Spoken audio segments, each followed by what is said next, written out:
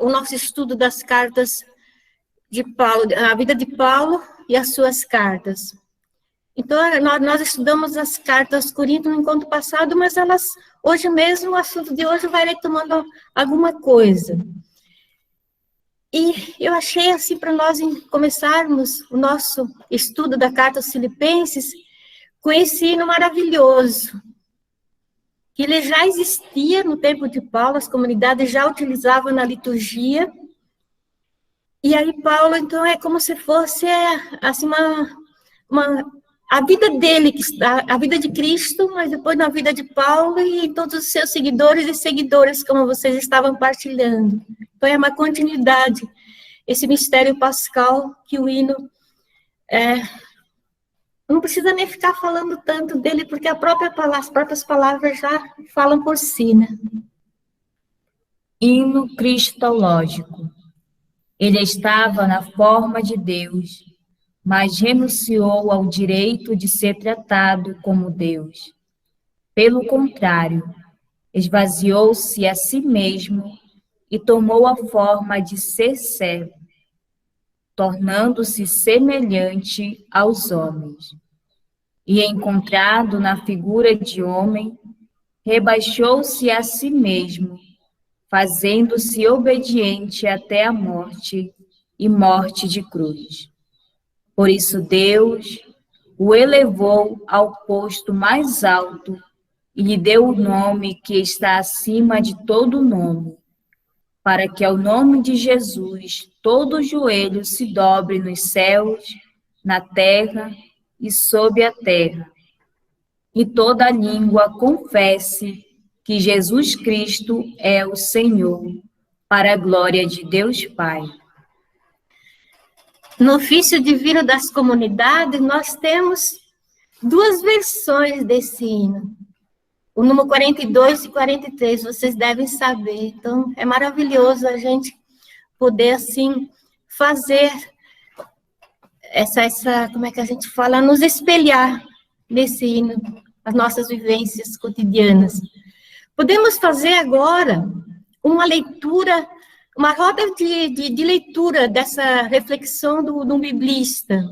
Filipenses conservou uma pérola de teologia, o hino cristológico 2:6-11, que sintetiza toda a visão de Paulo sobre Jesus Cristo.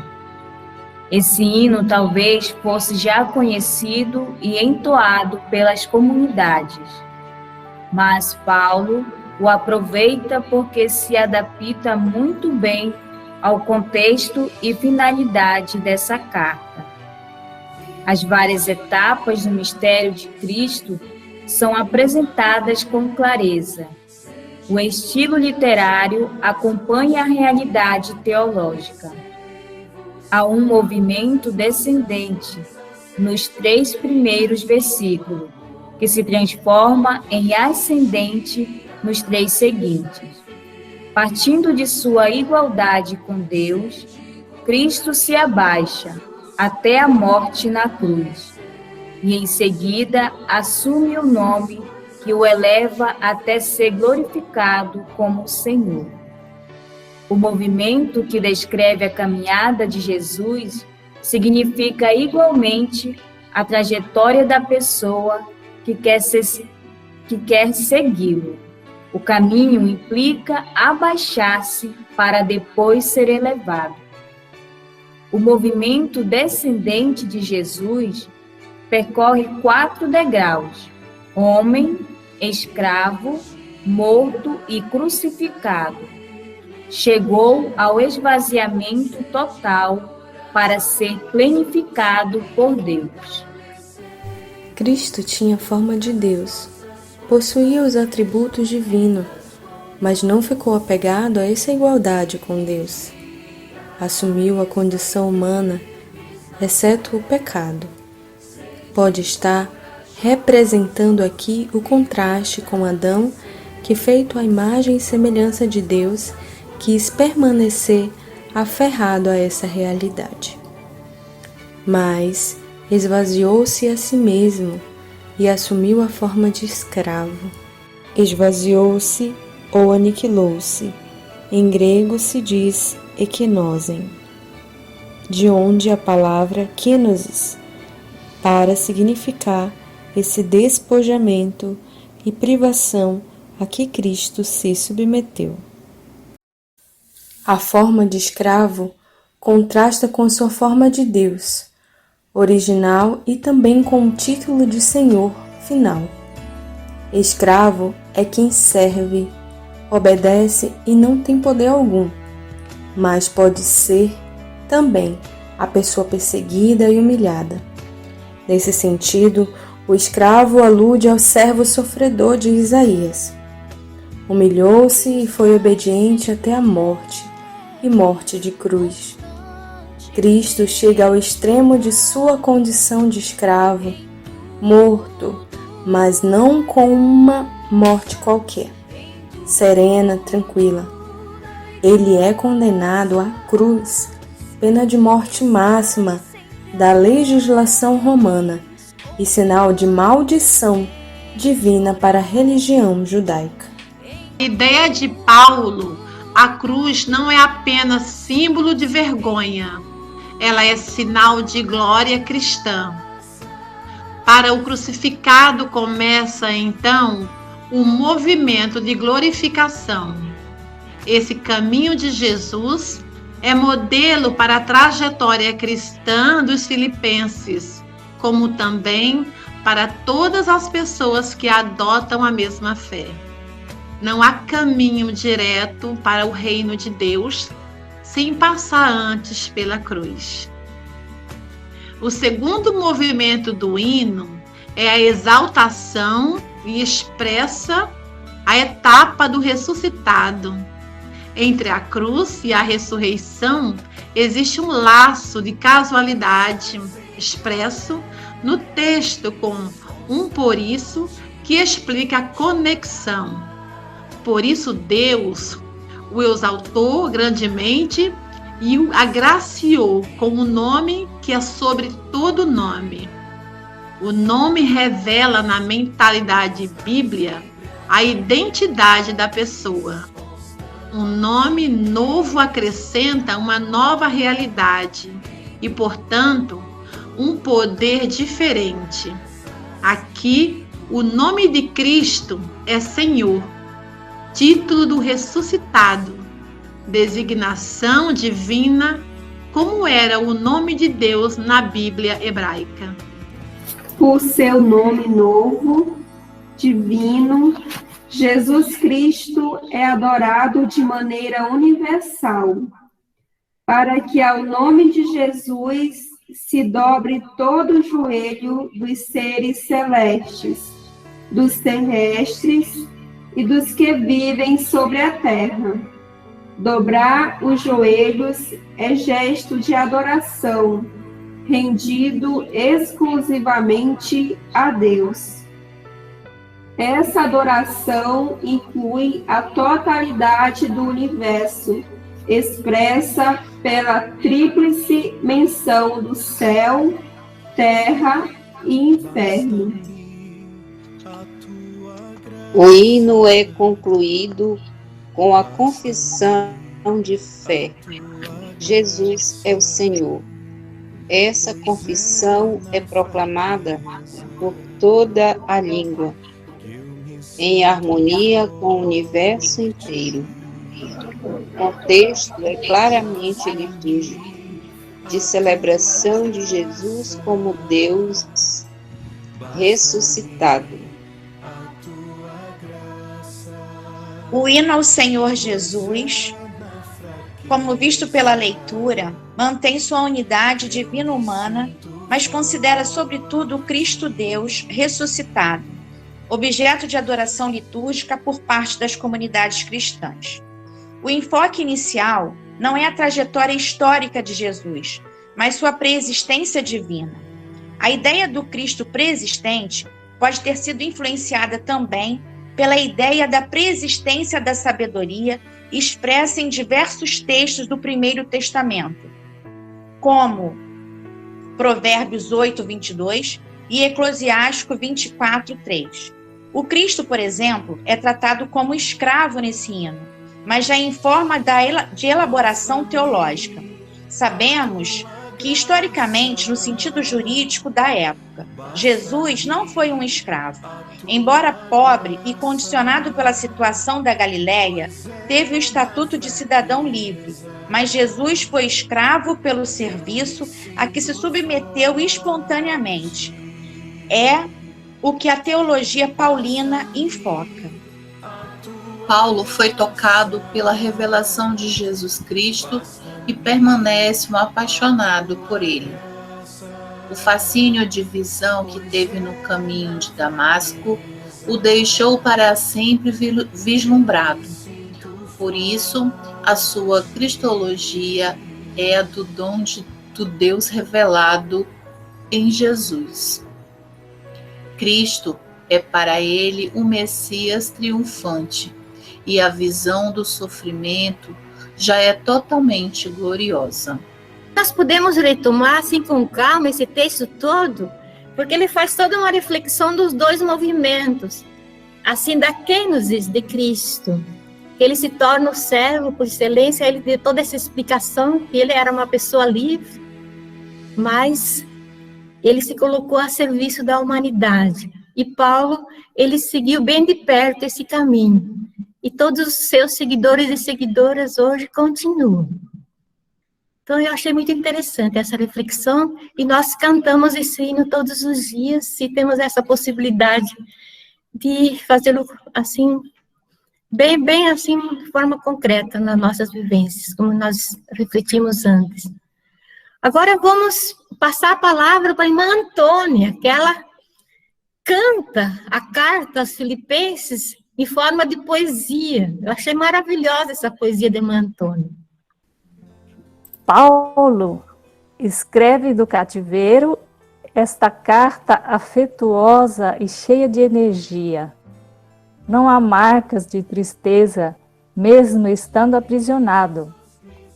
Sua fidelidade a Jesus Cristo o torna um homem libertado. A carta é perpassada pela palavra evangelho, que para todos é boa notícia. Jesus Cristo, o crucificado, ressuscitado. Esta é a fé do seu povo consagrado. Paulo, Timóteo, os servos de Cristo Jesus. Desejo a vocês graça e paz, da parte de Deus nosso Pai e do Senhor Jesus Cristo. Esta saudação ele nos faz. Paulo dá graças a Deus pela comunidade de Filipos. Em suas orações, reza com alegria, reconhecendo a participação de todos, que com amor o Evangelho anuncia. Aquele que começou a boa obra em vocês, com certeza completará. Todos se tornaram participantes da graça. Com vossa ajuda, o Evangelho se espalhará. Deus é testemunha de quanto amo vocês, com a ternura de Cristo Jesus. Por isso, peço que este amor cresça cada vez mais, pois essa é a força que nos conduz. As coisas que me aconteceram contribuíram para o progresso do Evangelho de Jesus. Minhas prisões por Cristo se tornaram conhecidas, mas estou certo de que Ele é a minha luz. A maioria dos irmãos se tornaram encorajados, se sentiram encorajados. Proclamam a palavra sem medo e com ousadia. Não tememos os que matam o corpo. Proclamemos Jesus Cristo, quer de noite, quer de dia. Na comunidade existem entraves e dificuldades. Alguns proclamam Cristo por inveja, sem sinceridade. De qualquer modo, Cristo é proclamado, com segundas intenções ou com plena verdade. Cristo será engrandecido no meu corpo, seja pela vida, seja pela morte. Pois para mim o viver é Cristo e o morrer é apenas lucro. Esta é também a nossa sorte. Se algum apelo existe em Cristo, se alguma consolação de amor, se existe alguma comunhão de espírito, ternura e compaixão, complete a minha alegria, acalmando a minha dor. Façam tudo sem competição, vivendo na humildade. Ninguém é maior que ninguém. Vivamos na igualdade. Tenham os mesmos sentimentos de Cristo Jesus. Era igual a Deus, mas a este direito renunciou. Esvaziou-se a si mesmo. A condição de servo tomou. Tornou-se obediente até a morte de cruz. Por isso, ao mais alto posto, Deus o elevou, e ao seu nome todo joelho se dobre. Por sua morte nos salvou. Considero tudo como perda diante do bem superior que é Cristo meu Senhor.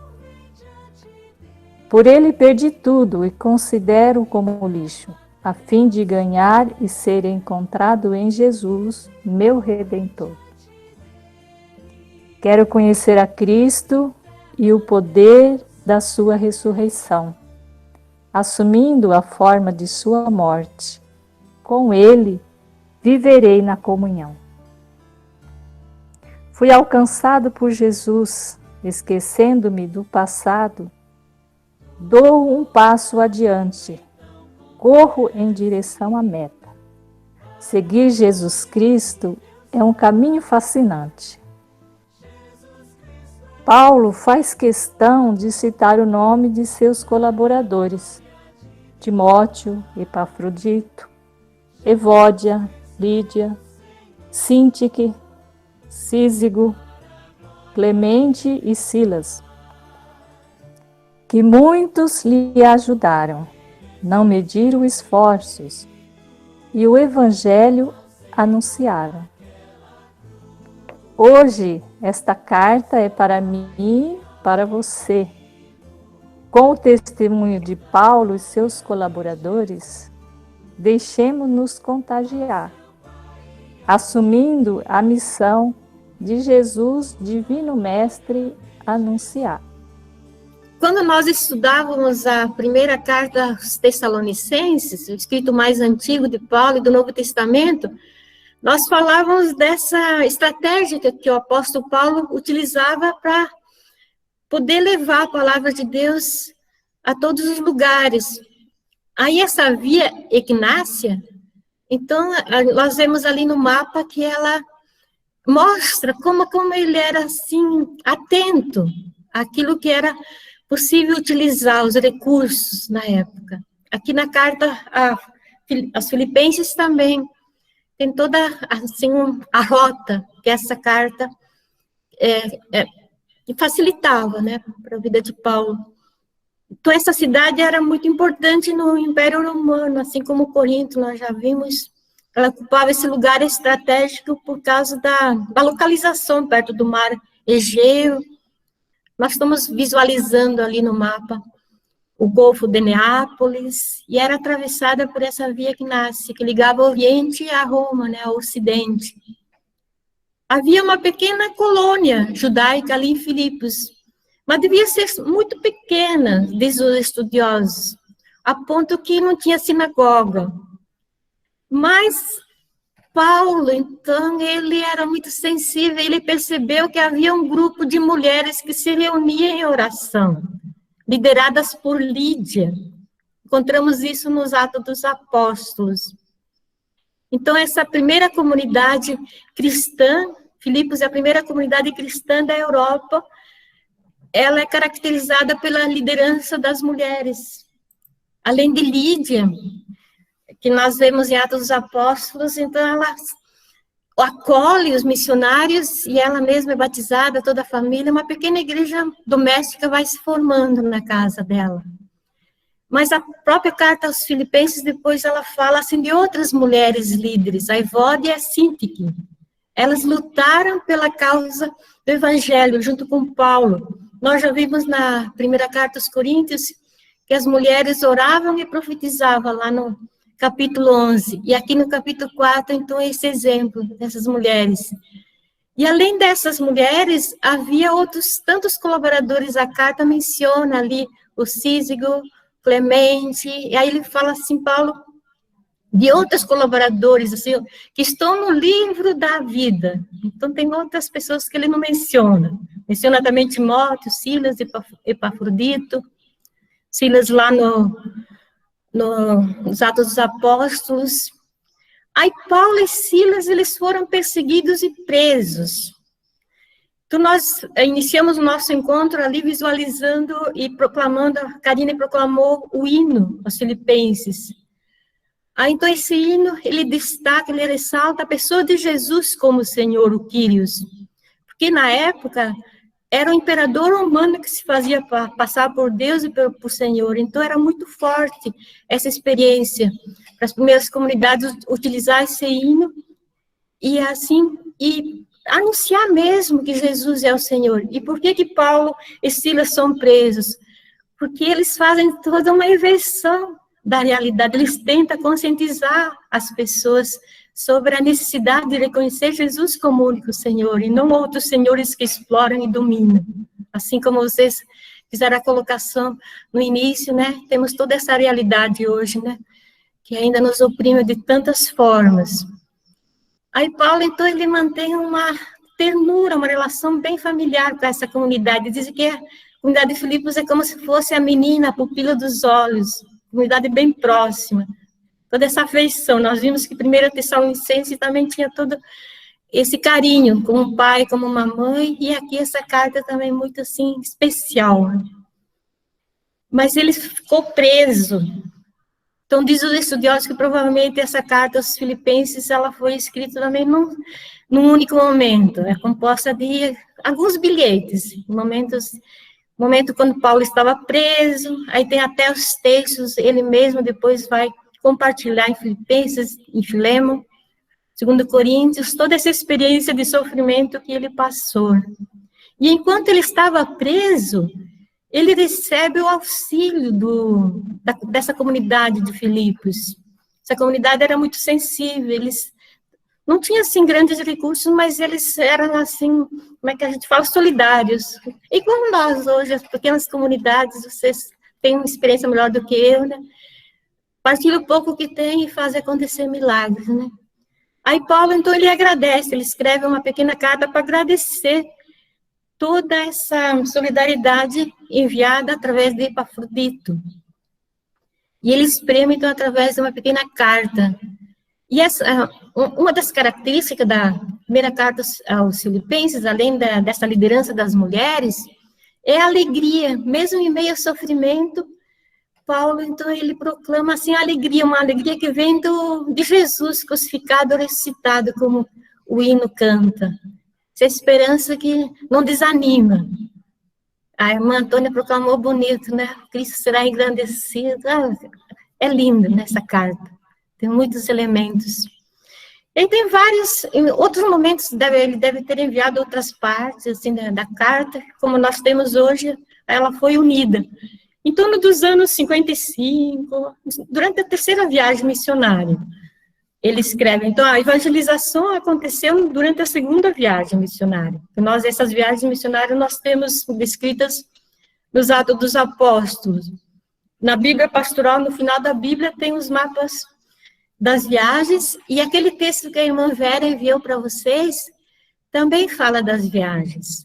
É muito, muito bom aquele texto, fala, sendo uma introdução à vida de Paulo, as viagens. Para entender as cartas paulinas, é bom fazer essa leitura bem atenta. Aí Paulo, ele conseguiu escapar escapar, né, se libertar da prisão de Éfeso. Talvez, diz o estudioso, lembra que nós, no encontro passado, falávamos desse casal, Áquila e Priscila, que eles foram muito importantes colaboradores na missão. E aí, provavelmente, eles deram um auxílio, porque essa citação, Romanos 16, 3, 4, diz que eles arriscaram a própria vida por causa de Paulo. Então, supõe-se que eles contribuíram para a libertação da prisão. E ele, então, mesmo no sofrimento, ele se alegra e ajuda a comunidade também a evangelizar com alegria, com esperança. Mas Paulo, ele sofria muito, nós já vimos lá na segunda carta aos Coríntios, por causa dos judaizantes. E aqui, novamente, essas pessoas que vinham assim do judaísmo, às vezes elas achavam que para ser cristãs, mesmo quem não tinha essa tradição judaica, precisava submeter toda essa legislação, a circuncisão e outras práticas. Então, é um sofrimento. E aí, tem uma parte da carta aos Filipenses que ele chega a chamar sindicães, essas pessoas todas que elas não contribuem, de fato, para essa evangelização, né? Mas também ele fala que o perigo ele pode vir das próprias pessoas que elas, às vezes, querem um evangelho fácil, sem passar pela cruz. E nós já vimos lá no hino que é toda, assim, uma trajetória que Paulo fez e que a cruz faz parte. Nós mesmo temos essa experiência do cotidiano, né, do sofrimento que perpassa as nossas vidas. Então, todos são chamados a viver como irmãos e irmãs, tendo os mesmos sentimentos de Jesus Cristo. Um pouquinho antes de entrar no hino, ali no capítulo 2, 5, depois o hino é 2, 6 a 11. Aí, então, ele faz tudo assim como a irmã Antônia também cantou na poesia. Ele ajuda a comunidade a viver na unidade fraterna, na comunhão fraterna. Porque havia essa dificuldade também. Então, precisava ter os mesmos sentimentos de Jesus Cristo. E aí, toda a estrutura da carta, nós já vimos nas outras cartas, então, elas têm sempre a mesma estrutura. Como é que fez a leitura, Dantas, né, que fez a leitura no começo, ele utilizou o início da carta aos Filipenses. Ela sempre tem essa oração nas cartas. E elas têm também uma característica. Então, aqui na carta aos Filipenses, nós temos graça e paz. Mas nós já vimos que a primeira carta aos Tessalonicenses, a gente não refletiu muito sobre essas duas palavras, mas lá no início também temos essas duas palavras. Nas cartas aos Coríntios 1 e 2 também. Então, é uma característica das cartas paulinas, graça e paz. E é como se fosse uma síntese da cultura hebraica e também grega. E isso que Paulo ele sintetiza nessas palavras, todo esse sentido da gratuidade, que a Inã falou bonito no começo, né? E a paz também que retoma o sentido da plenitude dos bens, do shalom, da vida. Então, elas são muito importantes, essas duas palavras, como uma abertura para a carta. Elas colocam já para ajudar a se entender. E a ação de graças, que também é característica nas cartas, aqui em Filipenses nós temos. Depois, é conforme nós estamos visualizando. Tem um começo, o endereço, a saudação, a ação de graça, que é característico, depois o desenvolvimento da carta, aí vários elementos, e o hino é central na carta aos Filipenses, nós estamos vendo, e esses colaboradores na missão, permanecer firme no segmento, o hino nós já refletimos lá, esses dois movimentos,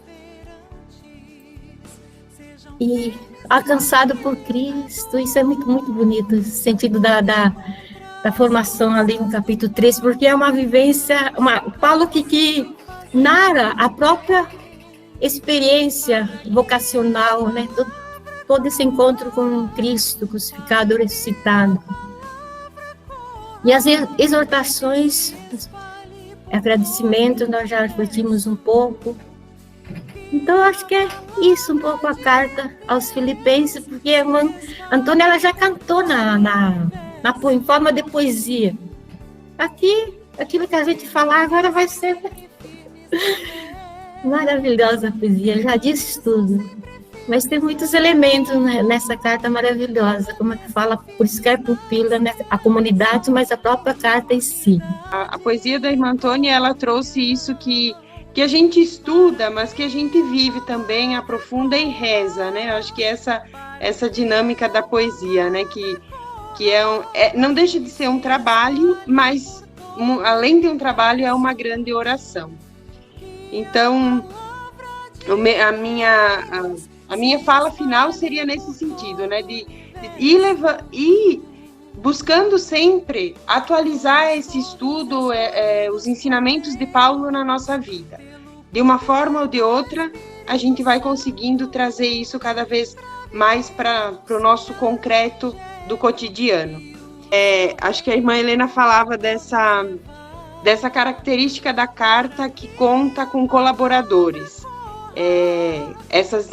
Os colaboradores de Paulo, os cooperadores, que eles viviam essa espiritualidade nas igrejas domésticas. Acho que eu gostaria só de retomar esse ponto, que eu consegui participar e escutar bem, né? E eu acho que isso é importante e muito atual. A gente vive isso desde o ano passado, nas nossas realidades familiares, nos núcleos menores ou maiores das nossas famílias. Então, continuando esse nosso estudo ao longo das cartas, né, a gente vai fazendo também essa experiência na nossa vida. Para que